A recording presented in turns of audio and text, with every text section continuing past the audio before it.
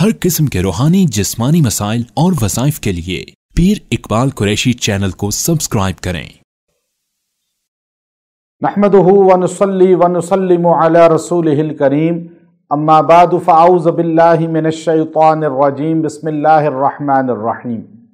रमज़ानुल मुबारक की 22 तारीख़ का एक ऐसा ताकतवर आपको अमल दूंगा जो अल्लाह के अस्माउल हुस्ना से ताल्लुक़ रखता है, लेकिन आप मट्टी को भी हाथ लगाएंगे वो सोना बन जाएगी।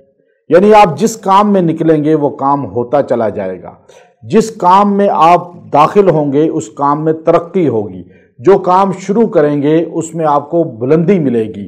अल्लाह आपको नुकसान से, खसारे से, ज़वाल से बचा लेगा। बाज़ लोग ऐसे होते हैं, वो जिस तरफ हाथ बढ़ाते हैं उनके काम होते चले जाते हैं और वो मुकद्दर के सिकंदर होते हैं।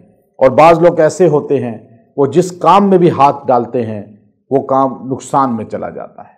जिस काम को शुरू करते हैं वो काम डाउन हो जाता है।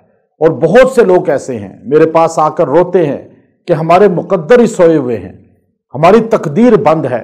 हम जो काम शुरू करते हैं, पैसा लगाते हैं, हर काम में दिल लगाकर काम करते हैं, लेकिन नुकसान ही नुकसान होता है, डाउन ही डाउन हो रहे हैं। बल्कि एक बंदा मेरे पास आया, उसका नाम तो बिलाल था, और वो आकर मेरे पास बड़ा अफसुर्दगी में कहने लगा कि पता नहीं मेरे अब्बा ने मेरा नाम बिलाल क्यों रखा।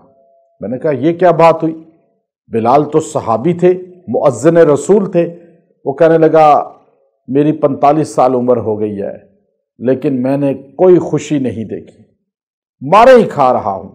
बाहर मुल्क गया, वहाँ भी नुकसान उठाया, पाकिस्तान में हूँ, यहाँ भी नुकसान उठा रहा हूँ।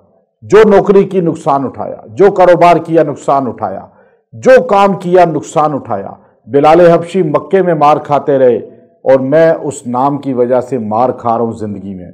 मैंने कहा ऐसा नहीं है। हज़रत बिलाल को अल्लाह ने इस्लाम के आगाज़ में कुर्बानी पे लगाया, लेकिन बाद में फिर काबे की छत पे भी चढ़ाया। तो कुर्बानी आप दे रहे हैं, लेकिन दीन के साथ जुड़ जाएं, फिर आपकी कुर्बानी काम आएगी। आप अल्लाह से मांगें, वज़ाइफ करें, अल्लाह से ताल्लुक़ मजबूत करें।